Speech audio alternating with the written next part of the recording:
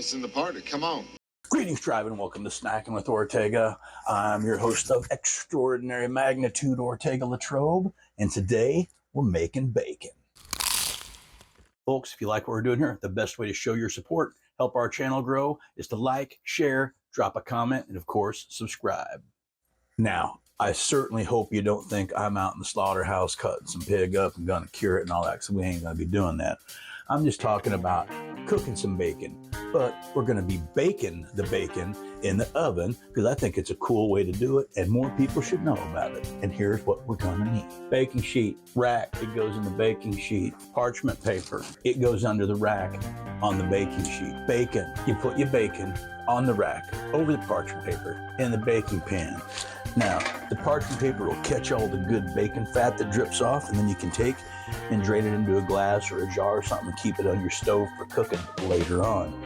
Yeah, learned that from the Grams.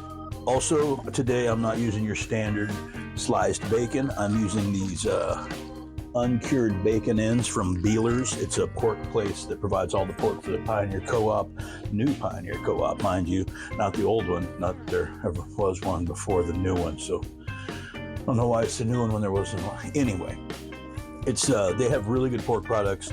These uncured bacon ends, it's like they're cool because it's like half the price of regular bacon that's already pre-cut and sliced. You get some thicker slices, they're kind of odd cuts. You get big old nuggets like that. Look at that big old bacon nugget. I can't wait for that to get cooked up. Anyway, after you get the bacon on the pan, take it, pop it in your oven that you've preheated to 350 degrees. Give it about 15-20 minutes, and we have some nice, tasty, crispy bacon. And I'll show you how it looks when we get back. We're back. Now let's pull this bacon out of the oven. Dig it. It's bacon. I like to do mine about 75% done in the oven and then set it aside and refrigerate it. That way, when it's time for having some bacon, I just throw it in the pan. I can heat it up in a couple minutes, get it up to perfect temperature, or if I'm in a big hurry, I can toss it in the old nuke over there. Anyway, what we do now, we take our bacon off the rack, place it on a tray or a plate or a sheet or something like that with some paper towels and pat off all the excess greases and oils. I'm gonna let that big knob ride for the second batch I put in. So yeah, then we pat that down, and then you can store it in the refrigerator and save it for later. You can make yourself a big sandwich, or you can make a bunch all at once and make a big sandwich and store some in the refrigerator.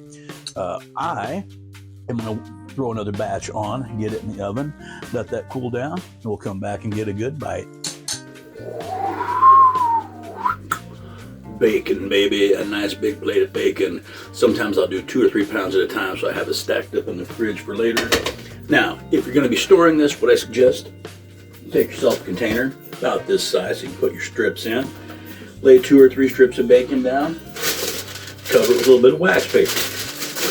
Add 3 or 4 strips more down, a little more wax paper. Stack it that way any residual grease doesn't clot up and hold them together, and they're easy to pull out 1-2 portions to toss in the pan or in the nuke later on.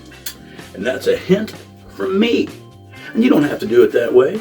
You can store it however you want. It's your food, it's your container, store it how you want to. Now, a reminder, save your bacon drippings. They're wonderful for cooking later on. Got myself a bacon grease glass right there.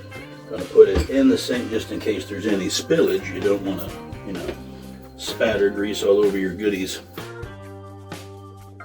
And there you have it. Nice big old glass of grease. And a colander on the floor, just for good measure. I heard that's good luck. If you're setting your bacon grease on the shelf and knock your strainer off, I heard that was good luck. I did. I don't know where I heard that, but I'm sure I've heard that before.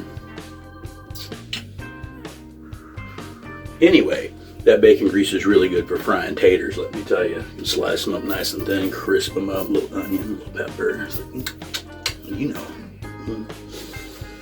Fried potatoes, That's an idea, isn't it? We haven't done that here at the Hacienda, have we? Keep an eye out. Maybe using those here soon. Anyway, got our bacon cooked off. Again, this Beeler's bacon is really good. I remember that chunk I showed you earlier, that big chunk. I set that guy right here aside for me for the good bite.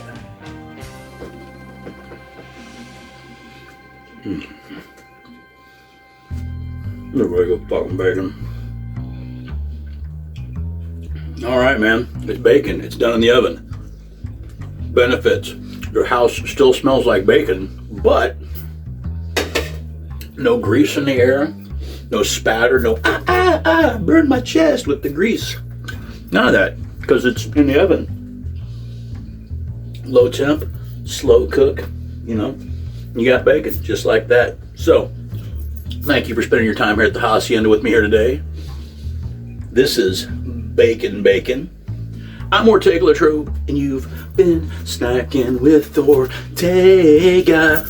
What's up with this fool? What is he, sandwich crazy?